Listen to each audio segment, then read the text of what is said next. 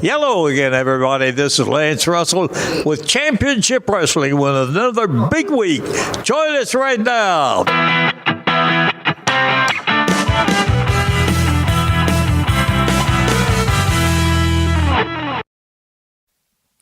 Hey, welcome to the Double Dropkick Show. I'm Heath Mullikin. I'm Mark Whitman.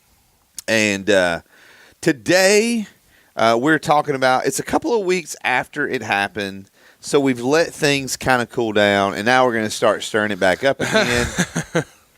A few weeks ago, as a matter of fact, on Mother's Day, May the 12th, 2019, Revolution Wrestling Authority in High Point, North Carolina, had their, I believe they were doing monthly shows.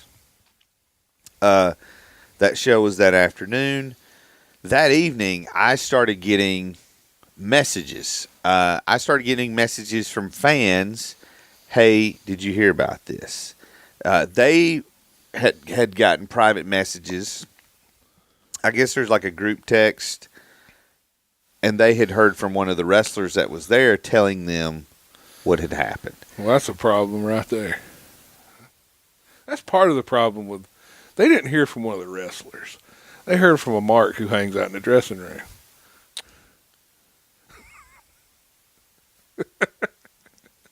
I mean, when did the wrestlers stop policing the business? When did they stop protecting it? So the wrestlers in a group text with the fans?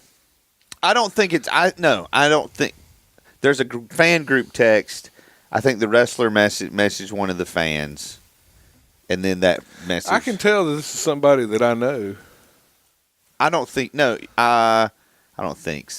so. So here's what happened. If you've been on a different planet or you're not from the South, this was picked up. This story talked about on Jim Cornette's podcast, talked about on X-Pac's podcast, talked about, Dave Meltzer talked about it. Everybody's talked about it. Bruce Mitchell wrote. Bruce Mitchell was there. Okay. He wrote an article on it. He had talked to both sides. He had a good article. But it was the incident between Jacob Ryan and Brad Anderson. Brad Anderson, who is the son of legendary wrestler Gene Anderson. And according to your question... I never said that. I never said that. The nephew of Ole Anderson. No. I never said. I told somebody that the other day. I told somebody that I'd done that. That I was like in the process, and I was like, "Wait a minute, they're not," bro. Because Jerry Briscoe was there that weekend, and I was, and that was the weekend I bought the Jack Briscoe. But I'm like, man, that's got to be cool to like work with your brother. Yeah, I almost ended everything. I almost like, I would have been like, it's still real to me, guy. Right.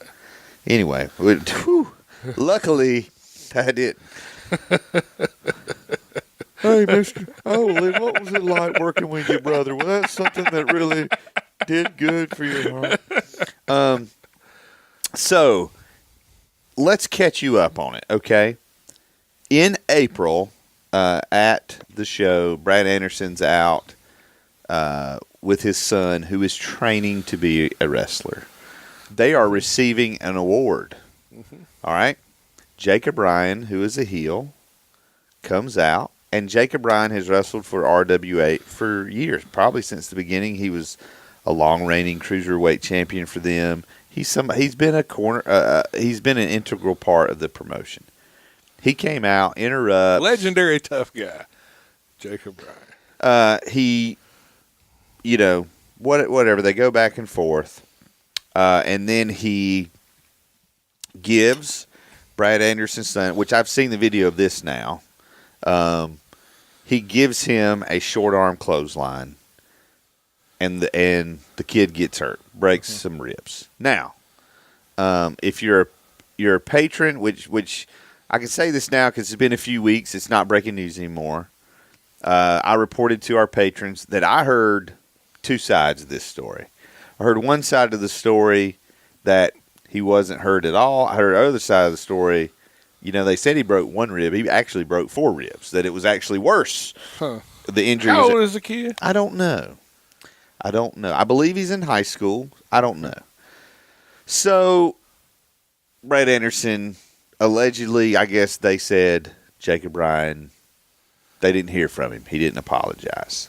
Apparently, Jacob Ryan did try to reach out. I don't know. Because the kid no-sold it. Brad Anderson told Bruce Mitchell, I didn't even know he was hurt till we got in the car because he wanted to no-sell it. He didn't want to act like he was hurt. Mm-hmm. I don't know. Maybe Brad Anderson's son was trying to create an illusion for the people that were there of, I don't know. So Brad Anderson's Are you telling me maybe his teenage son's more of a man than the guy that got... Well. Okay. So they say, hey, Jacob Ryan and Brad Anderson are going to have this match. And then, if I'm not mistaken, Brad Anderson's son released a T-shirt that said, I'm still standing or something like that. No, Brad Anderson's son. Oh, that wasn't his son that did that. No. Just getting sympathy bookings. Okay. No. All right. I thought it was Brad Anderson's kid. I thought it was a teenage kid that was doing all this. Are you serious? No. You scared me there for a minute. So, we'll get to that. The teenage kid's the one that pressed charges against Jacob Ryan for hurting him. He could have. We'll get to that as well. Oh, did that not? So RWA pushes, hey, this is Brad Anderson's going to teach him a lesson. And, if you read the ad for this match, you're like, well, this is personal. Mm-hmm. They get there. Allegedly, I don't know what Julian Strauss said to Brad Anderson. I don't know what he said to Jacob Ryan. I don't know what he said to both of them. Mm-hmm. I don't know what they agreed to. I don't know what they talked about other than, hey, we're going to make this going to be a little stiff. We want this to look real.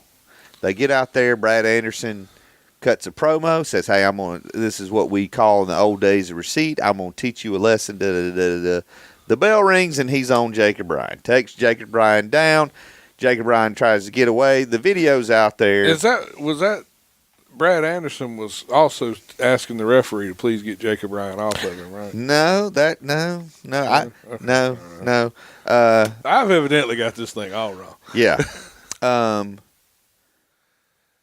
That's generally like legendary tough guys. That's what they've done as they were beating people up. They were saying, please get him off of me. Please get him off of me. When we were in junior high, there was a brawl. It was like yearbook day, and something happened, and something was said, and so I guess two representatives stepped forward. They're going to have this fight, Burke Arnold and Brian Gibson. Burke Arnold gets the first two punches, and Brian Gibson is down. And once Brian Gibson is down, everybody jumps in. And Brian Gibson's 13, 14 at the time. Well, he was junior high. Uh-huh. Brian Gibson's jumped by, there's a crowd of people that jump in on him. And he got up, spit some blood at Burke Arnold, and walked off. He was legitimately getting jumped. He took it. By 20 people. Like a man. Because he's the one that he got his butt kicked. Yeah. As far as I know, didn't get any sympathy bookings in science class that morning. Got suspended.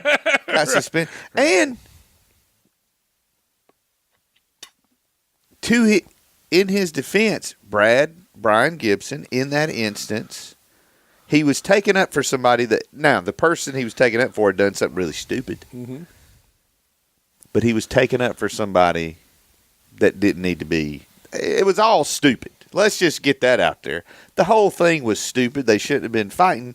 But Brian wasn't, get him off of me, get him off. He was a tough guy. Now, Jack Gillette got in there and cleared. Let me tell you, Jack Gillette was a tough man. He was. He was a man's man. He really was. He's a guy.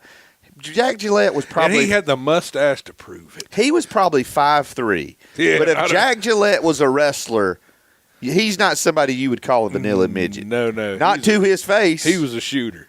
Yes. Did you ever see him cut all his flips? Have you ever seen him cut? He was a gymnast. Yeah. He was a good basketball player, too. Take off running, and he could do all these handsprings and stuff. I saw him do it one time. It was impressive. Yeah. And I seen him snatch a kid up in the back of the class one time and throw him out of his classroom. Was I in there? He may have been. He slung the kid down the hall and threw him out in the hall. I seen him do that 2 or 3 times. I seen him. Yeah, one day at an after-school thing, somebody shook a Coke up and gave it to him, and he threw him out. Man, we're everywhere on this, but I love it. Jack Gillette one time was at a party, and they were playing a joke, and they had put out some dog food as dip. And he didn't know. And mug started eating it, and they came out like, Jack, that's dog food. He's like, it's good. And I'm like, what did you do? He's like, I just kept eating it. It was good. It's like, wasn't going to hurt me.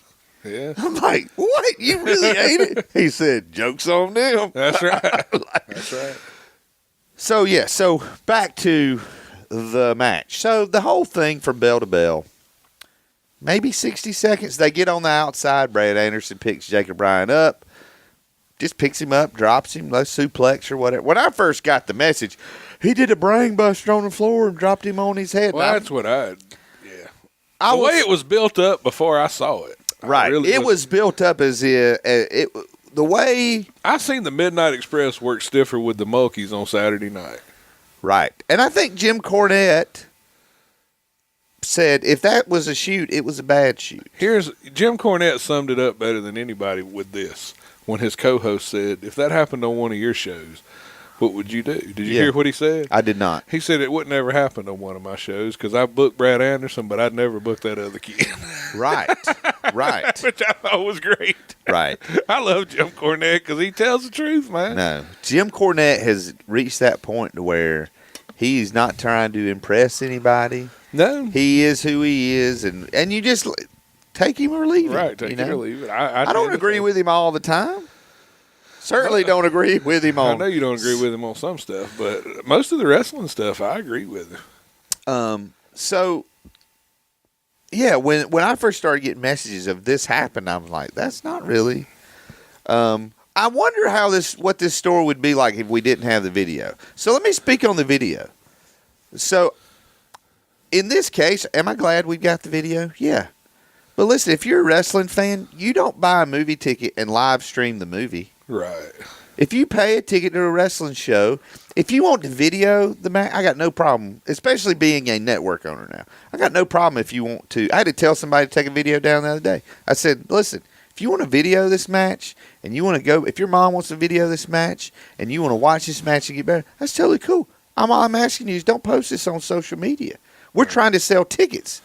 And if you're giving it away for free, why would people, if people know, well, they're going to post that on Facebook Live for free. Mm-hmm. So that's a whole different issue. I've heard differing reports on the injuries that Jacob Bryan sustained. So the bell rings, Brad Anderson lets go, the locker room empties, everybody's mad. They'll tell the promoter, hey, we're not. None of them were mad enough to do anything at the time. They were just mad enough to get online afterwards and say what they would have done. Well, this is what I've heard. I'm trying to lay the case out there. Mm-hmm. He was escorted. They escort him out. Police come. And what was weird is they were like, some of the wrestlers that commented said, well, he didn't want to agree to a fair fight. I'm like, they were just one-on-one in the ring. Right. Is that not how much more fair? So what I would say is if you know something, if you really suspect something's going to happen, mm-hmm. and you really feel like we need to do something, you had the opportunity to do. Yeah, I don't. Look, I'm not defending what. No, right. I mean, I'm not defending it. Right. But what I saw to start with was a wrestling match. Yeah. And he out wrestled the kid. He took him down. I mean, I saw that. Took him down, got his back. Yeah. Right. I mean, and I think he even got up and gave him a chance to. Like, he rode him down. He rode him down and then gave him a crossface, and then the kid goes over to the ropes. And right. I seen Taz work just as stiff. Oh, dude! When he smashed Sabu's, he crushed Sabu's nose. Yeah, I mean,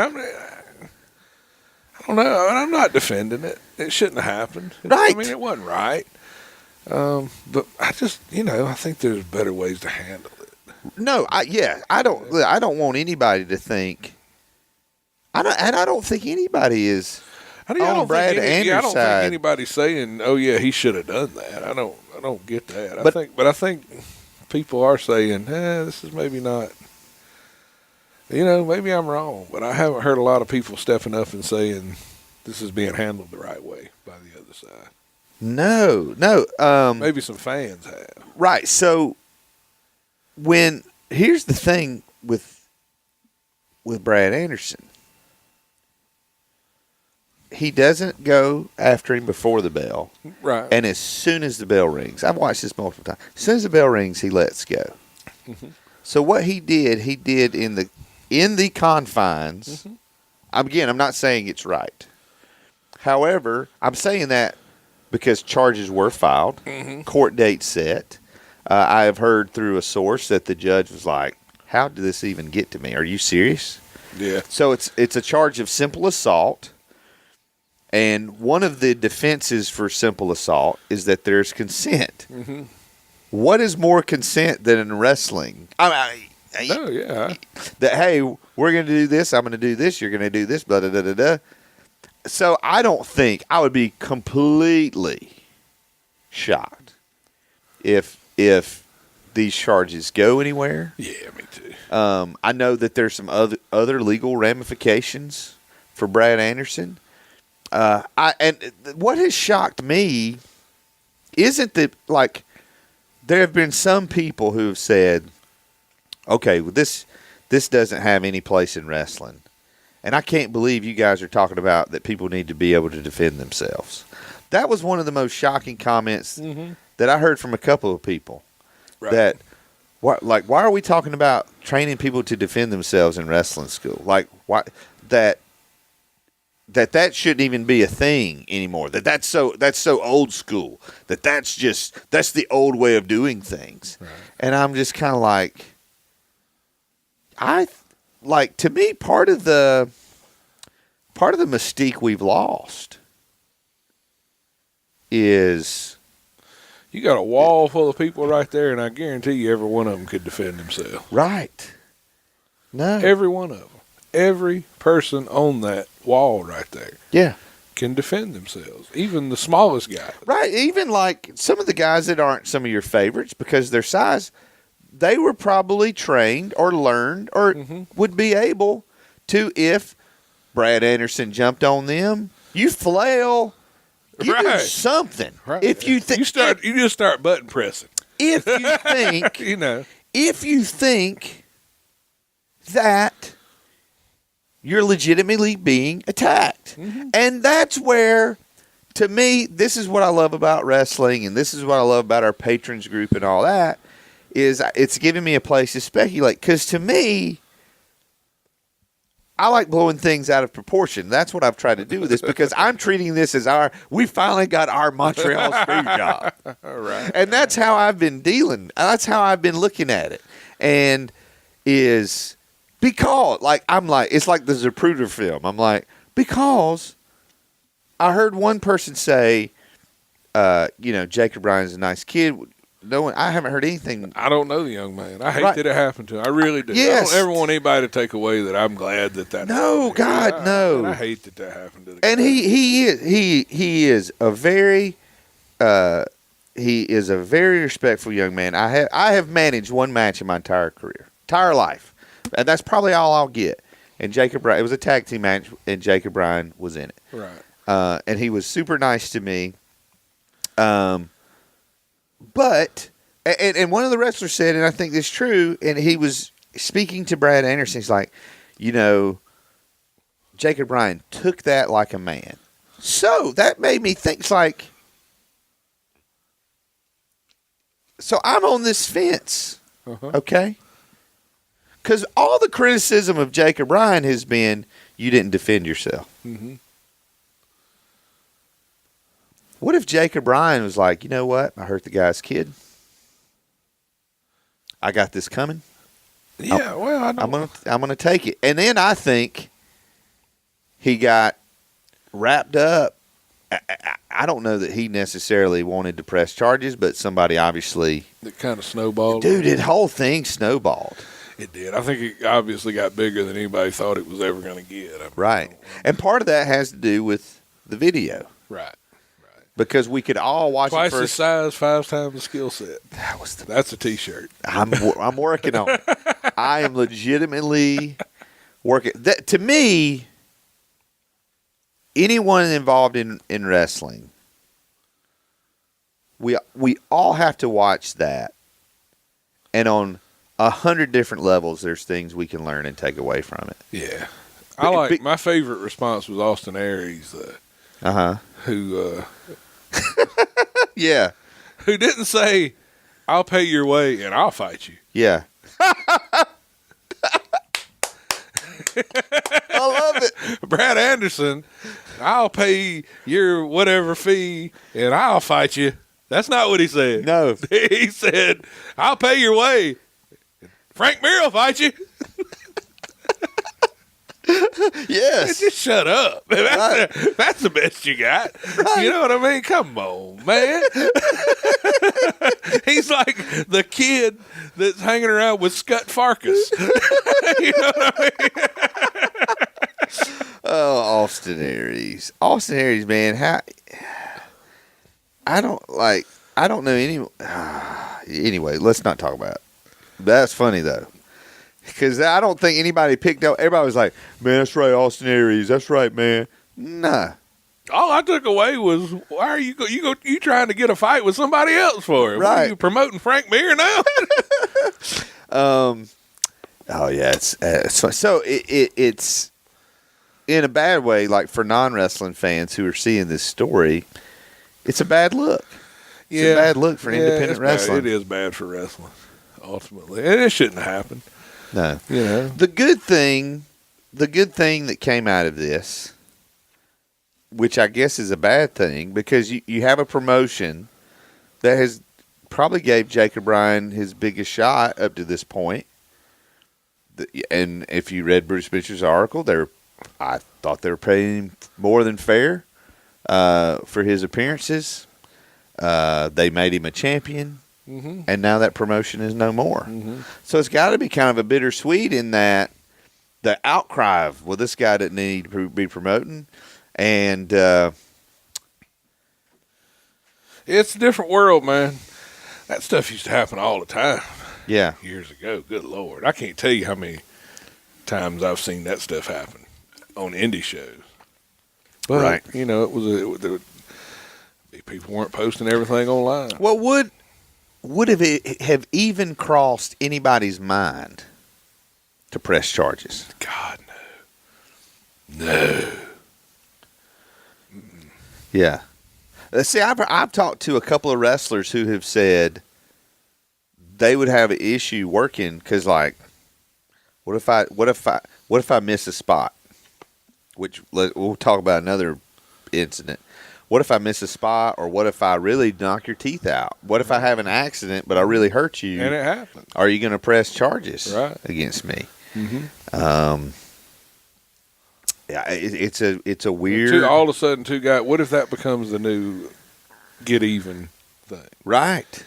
You know, I don't like this guy, so I'm going to get even with him by getting him to give him a match, and then I'm going to get hurt, and I'm going to press charges against him. Oh, my goodness. This is a dangerous thing for wrestling. As they like to say, a slippery slope. It is. And let's just never. I can't imagine anybody in '94 pressing charges after something like that. What if, let's fantasy book this court case. What if he gets there, and they're like, "All right, we're taking this to trial," mm-hmm. and you have to have witnesses, and now you got in the public record the conversations, and I'm sure there's been other court cases where stuff like this happened. The whole mass transit, but like we don't need any more of that. We don't need more testimony of, well, this is what we had laid out, and he was going to do this, and da da da da da. And it's a can of worms that we do not need. To me. We were saying that at the house the other night because you posted a video and you went, "This opens a can of worms," and the way you said it, and I was kind of listening to it, and Crystal heard it, and my wife heard it, and we started saying it that way. You're opening a can of worms.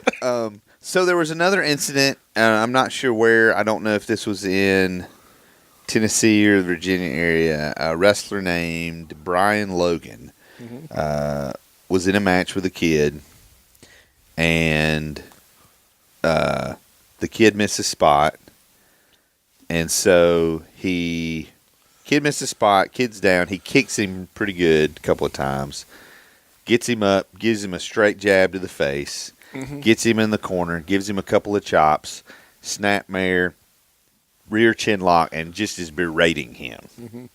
And berating him, they do something else. He reaches in his trunks, pulls out what looks to be brass knuckles, and then hits the kid in the face with the brass knuckles. And then he pulls out the foreign object, hits the kid, looks at the ref. He's like, disqualify me. Ref disqualifies him. And then he goes to the back. And then the video comes back. This wrestler, Brian Logan's coming back to the ring with 3 referees, and guys are coming wanting to fight him out in front of everybody. And for him to, for me, if kid misses a spot, I've seen this in wrestling. I've seen it in training. Kid misses a spot, you give him a stiff shot.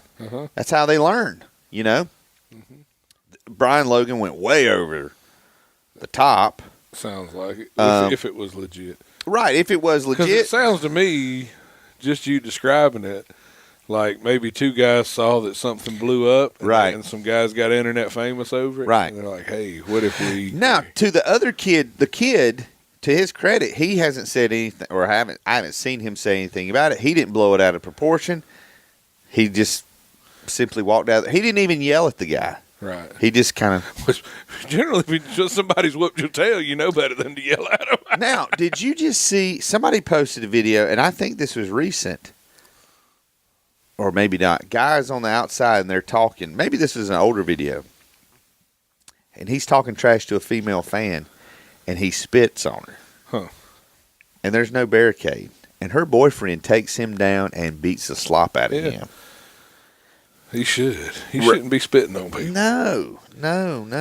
And then when they finally get the guy up, the wrestler's just kind of like looking at him, and that guy's still coming after him, and the refs are holding him back. And I'm like, as a wrestler right there, I don't know what the right thing to do. Do you take the shot and protect things, or do you realize, number one, that guy just whipped my butt. Number two, I probably went too far, and you just let it go. I don't know. I think it's safe to say of the thing, all the 3 situations where people have gotten beat up, none of those guys would have made it in All Japan in 1994. No, because I can guarantee you, right. There were matches that happened in All Japan Wrestling with Stan Hansen and Vader and Brody or not Brody, but Masawa, Kobashi, any of those guys that we talk about all the time that were 10 times worse than anything that I have seen in these shoots. Right. Watch Steve Williams and Kenta Kobashi beat the dog slop out of each other. Yeah. The other thing about the Jacob Ryan situation is when Brad Anderson suplexes him on the outside, he almost lands in the front row. And people debate and talk about South Carolina Athletic Commission all the time and the pros and cons of it. Sooner or later, at one of these indie shows, a fan is going to get seriously injured. Yep. I saw it. We were when we went and saw PWX one time. These guys diving and landed in the crowd, and I think, man, eventually somebody's going to fall on somebody's leg, or something, and break somebody's ankle, and that's where the real lawsuits are going to happen. Yeah, and for a small company, that's it. Yeah, that's it. Your company is gone, and so I feel like I feel like, man, there's just so many layers of story, but we just got to do better. Like, to me, independent wrestling, we just got to do better. We got to do better. In what way? And who you let in the business? I think in who you let in the business. I think if you do know a guy has a troubled, checkered past with a history of anger, outburst, and violence, then maybe, I don't know, man. But also, on the flip side of that, maybe we're like, hey, what draws money? Oh, people want to see larger-than-life characters. People want to see, somebody said, I was reading a quote last night, and it just said, they don't want to see the kids down the street. No, they don't, man. And that's what a lot of guys getting into it now, man. I'm not interested in that. Right. You're not going to hear me say anything bad about Brad Anderson on this podcast. Right. 'Cause I'm pretty sure he could whoop me. Yes. Yes. But I'm not really worried about Jacob Bryan. Right. So, or White Mike. Right. So I think, to me, again, you have a show that received all this attention. Both in a bad way. Right. Both of these shoot videos that have come out were in front of sparse crowds. Mm-hmm. Like, sparse crowds. Like, what does that say about these? No one is drawing. No one is a draw. But I think I think you got to have barricades for the safety of the fans. There's a lot of shows now where there's not even seats. A lot of these bar shows, and people are like literally standing around the ring. Yeah. And we're just asking for something, especially if you don't have any security. Mm-hmm. Yeah, somebody's going to get hurt eventually, man. I heard fans yelling one time of, well, so-and-so got hit on a dive. They should have, the wrestler was telling them to move, and I'm like, wait a minute. A fan pays $30 for a seat. That's their real estate. That's what you have bought that. Mm-hmm. Does a wrestler have a right to come over there and tell you, get up out of your seat? It's an interesting point. Generally, when you see, I had a friend of mine went and saw Raw. Yeah. And they had a section before it started where they kind of separated. He said, I knew they were going in the crowd. Yeah. And they made sure when they were, but they, they go out in the crowd sometimes, but they're not, you don't see them diving on fans and stuff. No. They're walking and brawling through the crowd, but it's very rare that you see them do anything where somebody's, and when they do big moves, it's in an area that's already been cleared off. Right. Like at WrestleMania this year, they literally set up a camera stand just for that one spot with Miz and McMahon. Mm-hmm. Needless to say, which, like, impressed that spot. Like, it impressed me that the Miz did that. Not that Shane McMahon did it. Right. We expect that from Shane McMahon. But when the Miz did it, he went to another level for me. I 100% agree with you. And I also felt that was always the knock on him, that he was real, which is it's kind of weird that it's a knock on a guy that he protects himself. Right. How is it that wrestling, the more wrestling has become performance art, the more injuries we're having. Yeah. The more serious we're injuries. Yeah, who would have thought? Crazy. Maybe it's because people used to know what they were doing. Mm-hmm. And they weren't trying to do things that were. I hope everybody's watching this on video, because this is just fascinating to watch. I don't know what you're doing to that bottle over there. I hope it pays you by the hour. Anyway, I don't know what I was going to say. That threw you off, didn't it? It did, and that's a shoot. That is a shoot. But yeah, it was very. I think one thing for me is it showed, and in one way it depressed me, and in one way I thought, okay, there's an opportunity here. In one way it depressed me is to hear all the comments about what happened, and be like, y'all are crazy. Yeah, on both sides. Yeah, it just I hate that it just makes wrestling look bad. Right. It makes independent wrestling look bad. It makes people say, I don't know that I want to take my kids out to see that. Right.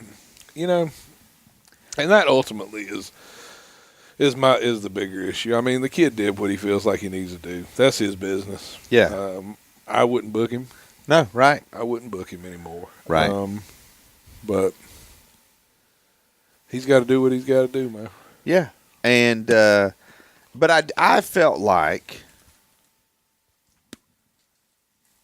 this exposed in a good way that there is an opportunity to book what if you had a promotion that didn't book your next door neighbor? Because it's clear from what the fans said on the video, we're asking fans to suspend their disbelief. Mm-hmm. And in that case, if you just listen to the fans on the video, they're admitting you guys have asked us to go too far. Right. Like, we'll believe that the Undertaker has zombie powers, but you're asking us to believe this is going to be a match, a fair match, a fair fight, that this guy's got a chance. Mm-hmm. Now, I think that shows a way to make money in two ways. Because I think you could book it to where those fans would be like, I think he's got a chance. And if you can give fans a glimmer of hope, they'll buy into that. And that sells tickets. I think if also on the other side, you do something or you create a spectacle where fans are like, I don't know what this is going to be. I don't know. You know, it's the old Johnny Valentine thing. They may not think wrestling's real. They're going to think I'm real. Mm-hmm. And, which we all say that's what we want. And then when that happens, it's like, yeah. People. I think it was Ole Anderson that said it best. You don't know what you want. Did he say that? Yeah. In that famous "It'll Never Be Over" promo. Yeah. One week you're chanting this, next week is that. You don't know what you want. Oh, the man. best though, as that is one of my favorite promos ever. When they were interviewing somebody, and as he walks off, Ole's walking, and I forget who it is, and the guy goes, "You're gonna get yours one day, Ole," and he goes, "Yeah, but not by you." That's a great line. Yeah, but not by you. Yeah. Oh, man. I need to. I got some videos. I think I already showed you those videos of the dude during the impersonations. I don't know if I saw that. I need to show them to you. So, hey, that's a good segue. Hey, it's very rare that this was something we both saw. I tend to report on the more local stuff because that's kind of, what I do. I go to a lot of shows with the SOS Custom Wrestling Network, which you can go to soscustomnetwork.com. It's $4.99 a month. It's a great deal. Also, you can go to soscustomtees.com. That's the only place. You can't get these at Amazon. You can't get these at eBay. It's the only place to get the official Double Dropkick merchandise. So you need to go check that out. We're wherever podcasts are found.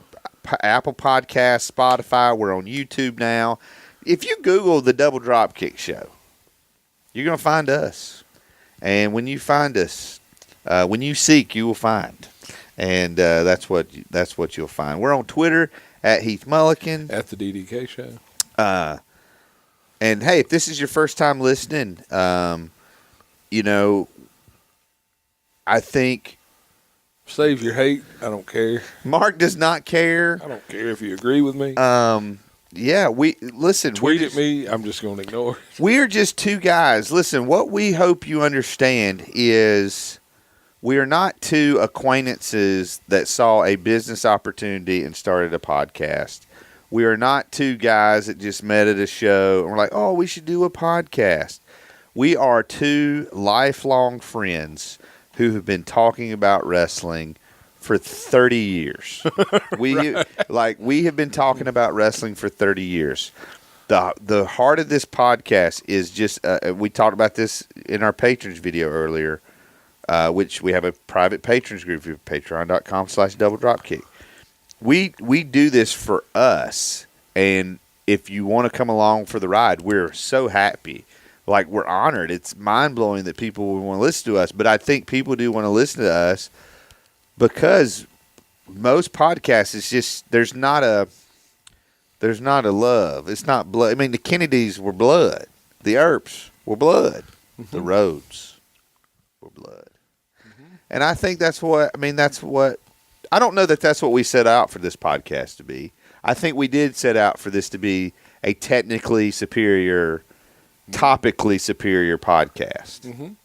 And I think we focused on turning Mark up to 11, turning Heath up to 11. It's a personality podcast.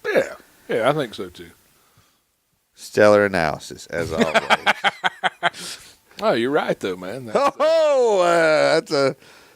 what it boils down to. It's taking what you really believe and what I really believe, and I mean, I'm not even saying in this situation, I'm not saying everything I believe. No, I'm just being honest with you. I think we're both holding back. Yeah, I'm holding back a little bit because I mean, I don't want to knock some local guy. You know what I mean? Right. I don't want to get into that. No. We wish everybody the best. Yeah. I wish the kid had the press charges. Right. That's the only thing. Here's the thing. If Jacob Ryan can sell 1 million T-shirts off of this, if he can get a bunch of bookings, good for him. That's awesome. Mm-hmm. If you're in it, be in it to make money. And I can criticize how he might get those bookings or how, but as I'm criticizing him, he's making a deposit at the bank. Maybe, who knows? Yeah, I mean, I'm sure his bank account increased by $35-40 this week.